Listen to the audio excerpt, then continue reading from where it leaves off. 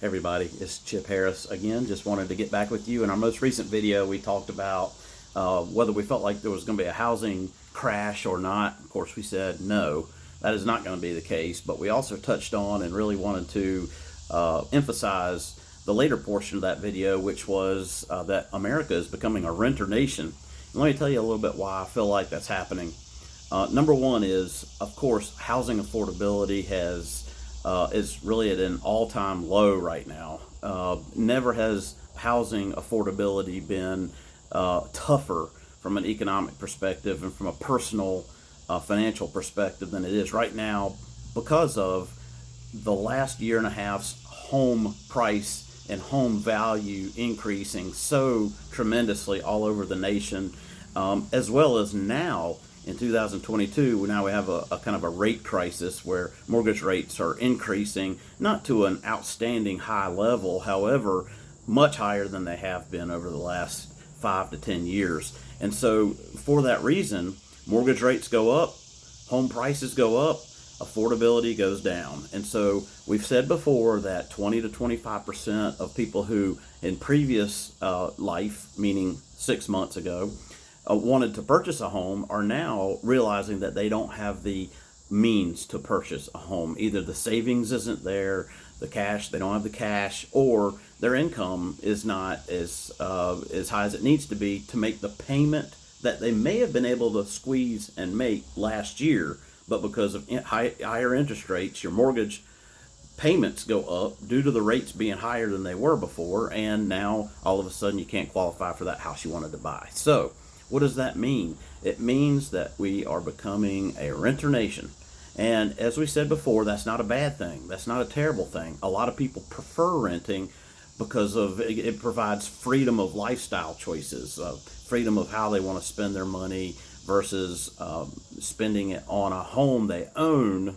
They can spend it on travel and other fun things and experiences versus a new roof, versus paving the driveway, versus putting new windows in the house and other maintenance issues that homeownership is prone to experience. And so around that, think about this.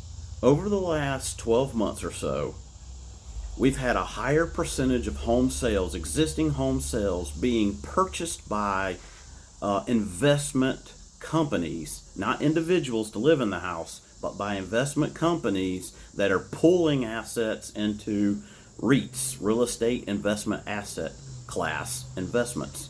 And that is extremely popular right now on Wall Street. It's extremely popular from an investing perspective and is yielding high returns. And that's why people are enjoying it. And I will say this year, in the past 12 months, in real estate, 1/3 of all home sales, 1/3 of all home sales were purchased by an investment type company. Now, yes, some of those investment companies were buying it to do a little bit of renovation and then flip and resell for a profit. In some cases for losses, and I don't understand that business model unless they're looking for a tax write-off, but most cases they're looking to purchase it for a profit and flip it for a profit. However, most of those home purchases by investment companies have been to sit on them and use them as rental properties.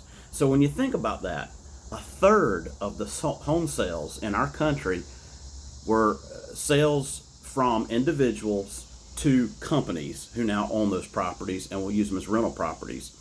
So what does that do? It takes 1/3 of the homes available for sale in our market away, and they become rental properties. And so 1/3, that's a ton of homes that have been sucked out of our sales market for individuals and for families to purchase and live in, for companies to only purchase and then rent them to people. And so for that reason, I'm calling our nation now a renter nation, and I think that's going to continue over the next 5 years to decade to escalate. And I think home ownership will become the minority and renting will become the majority. And again, I'm not saying that's a bad thing. As a real estate professional, I like to see people able to buy and sell homes. That's how I make a living for the most part. However, renting is not a terrible thing, and it can be freeing for a lot of people who do not want to be tied down in a mortgage and tied down into a property. And so with a third of the properties that are being sold on the market through the MLS being bought by these REITs, these real estate investment asset trusts and investment tools and vehicles, it's just going to become more and more apparent that not only are apartment buildings being built, but homes that are already built that have been single family homes since they were built are now becoming rental properties as well, and will continue to escalate in those numbers. And so keep that in mind if you're looking to purchase a home. Inventory is still going to be a little bit tough because some of those homes are getting sucked off the market by these investment companies to use as rental properties.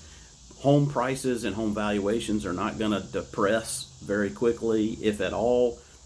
I think they're actually going to hold pretty steady from this point forward, and then incline again in 2025. Bold prediction, 2025-26 I think will be a great year in real estate. From, if you're a homeowner perspective, if you're a property owner perspective, I think you'll see more appreciation, and I think the market will be strong at that point in time. Until then, I think we're going to be in a malaise, a little bit of an even keel. Like I said before, normalization of a slower market, a steady market, and then maybe a little bit of a depressed market for a short period of time before we roar out of it, primarily after the next election cycle. And so, that being said, if you're a renter, it's not a bad time because more rental properties are going to be coming on the market, which will lower rents somewhat. Right now, rents are still elevated. They're still elevating, but they have tempered some. And I think that trend is going to continue to escalate and peak and then trend down. So your rents will be stabilized at a minimum and maybe even come down a little bit over the next several, probably to 5 years, because the number of rental properties on the market are going to continue to increase. From a home ownership perspective, hang on into your home.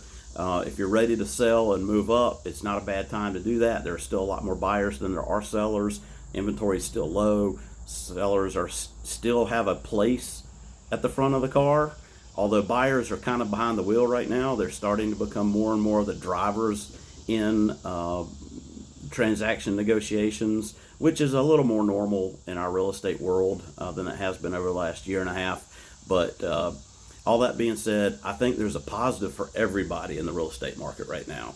And that's what I'm trying to come across here. But I do believe, as a nation, with a third of our homes that are for sale being purchased by investment companies to be rental properties in the future, we are continuing on the path to becoming a renter nation. By the way, if you get any interesting content, or if you like this content at all, please, please, please like my videos, subscribe to my channel. I want to bring this content to you on a consistent basis, but to do so, I have to have feedback. If you have comments or if you have any feedback, please put it in the comment tab too. I'd love to respond to that. Until then, I'll see you next time.